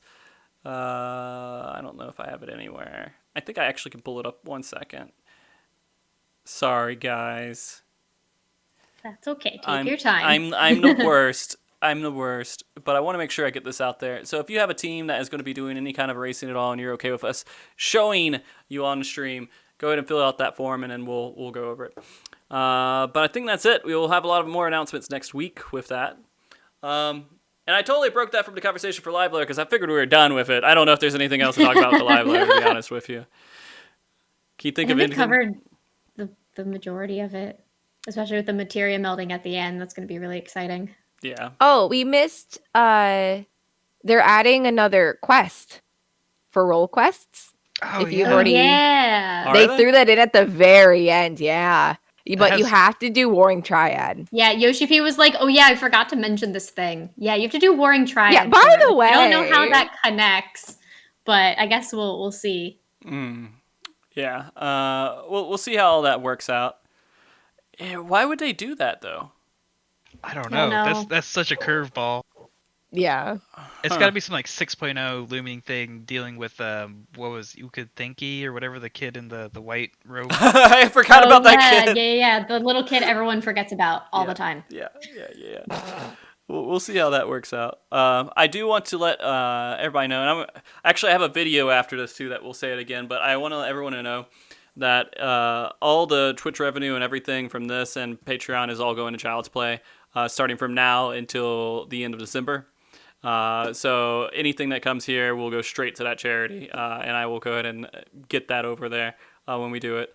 But that being said, I think we're at a good point where we can wrap up the show here. Shleb, this was your first time on the show, and I appreciate you coming on. Especially, I told Shleb, again, I don't know if I told anyone on stream, but I told her about 20 hours before we had the show. Thanks for having me. I really appreciate it. This was so fun. Yeah, it's nice, right? Just to kind of sit and talk. It's nothing too crazy. Yeah. It's nice. Thank you. Yeah, I would like to give you a chance to kind of do a shout out and just say anything that you want to shout out, where people can find you, all that good stuff, if you wouldn't mind doing that. Me? Yeah, that's all right. You. Hello. Hi, I'm Shleb. I am a Twitch partner and YouTube partner, I guess. I focus a lot on Final Fantasy 14, but it's not the only thing I do. I love Kingdom Hearts and other Final Fantasy games near Automata, all that stuff. I live in Japan, so if you're into any of that, you can follow me on Twitch with Shleb or YouTube Shleb. On Twitter and Instagram, it's Shlebz. So, yeah. Okay. I tried to put in your name, and someone else came up that was Shlebz or Shlebz or something similar. Shlebz. It's S-I-E. Yeah, Shlebz. Yeah. Shleb is taken by Sandra Hleb, so freaking... She hasn't used Twitter in like 10 years or something like that. Dang it, Twitter. Sandra. Well, if it makes you feel any better, someone took the MogTalk name on Twitter and on Twitch about 4 months before I started the show and have not touched the account since then. Yep, I've been dealing with that since. Anyway. Hey, get partner and applied for the name. We'll see, man. Twitch hates me. Twitch is kind of a shit. Picture. But anyways, that being said, Balana, would you mind doing your shout outs and kind of anything you want to say before you go off air? Yeah, sure. You can crack into my brain and see what I'm posting about over on Twitter at Balana Raw.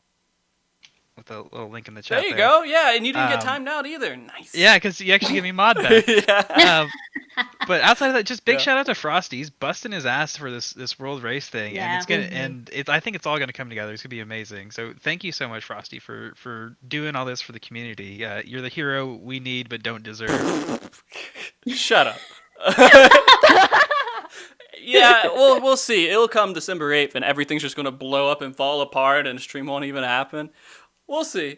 I'll be standing there in the wreckage with you, man. It's okay. We're still gonna have a whole bunch of people show up anyway, even if the stream's not live. And just talking in chat. Fine. Okay.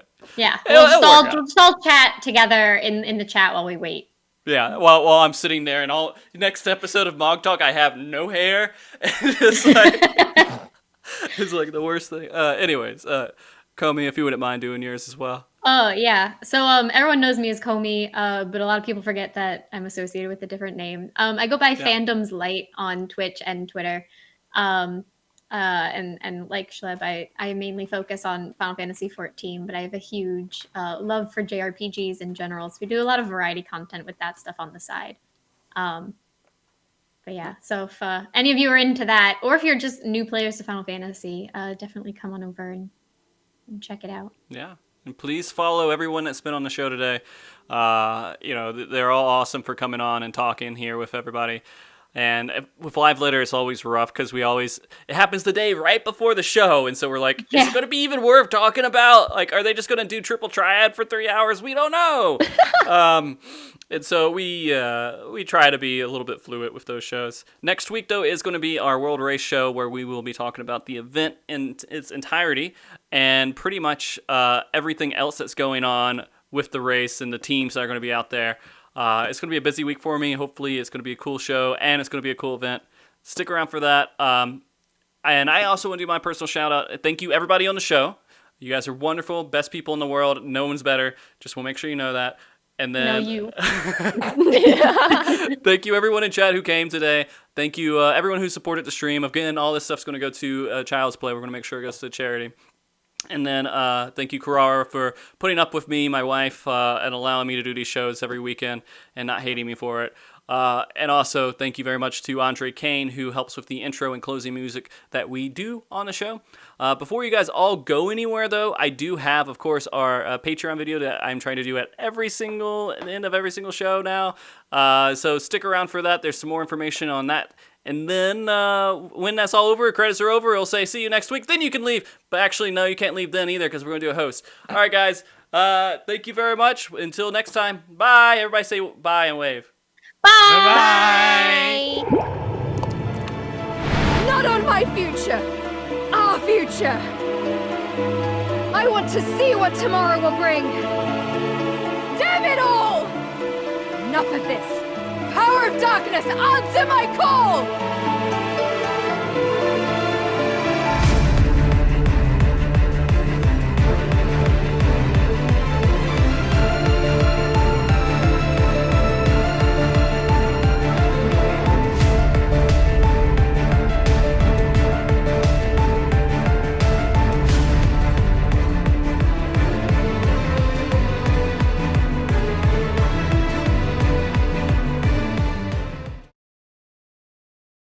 Hey everyone, thanks for sticking around a little bit longer.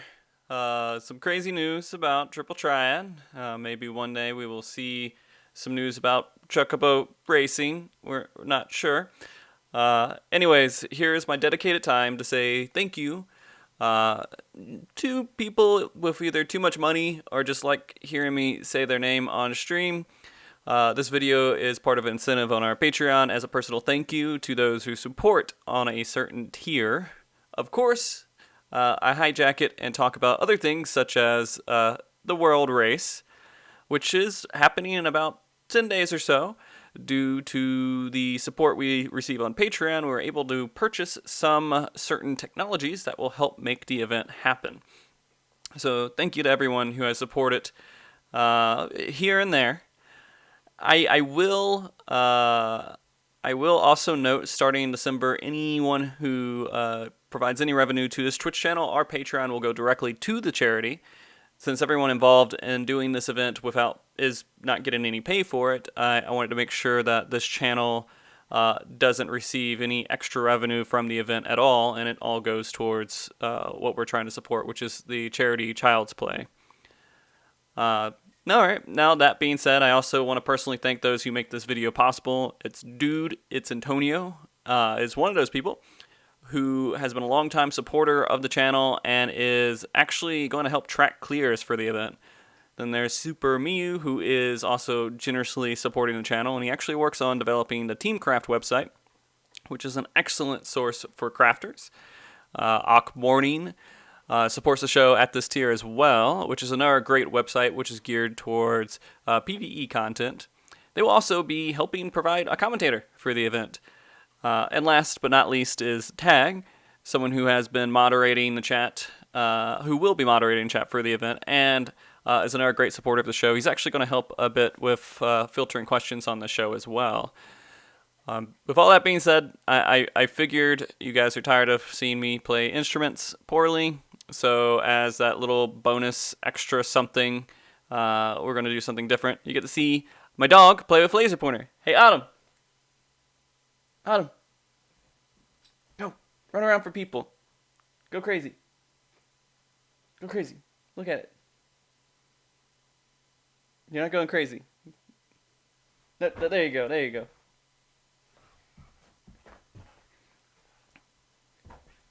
There. Yeah. Look, laser. Go. Get it. She doesn't. She has performance fright.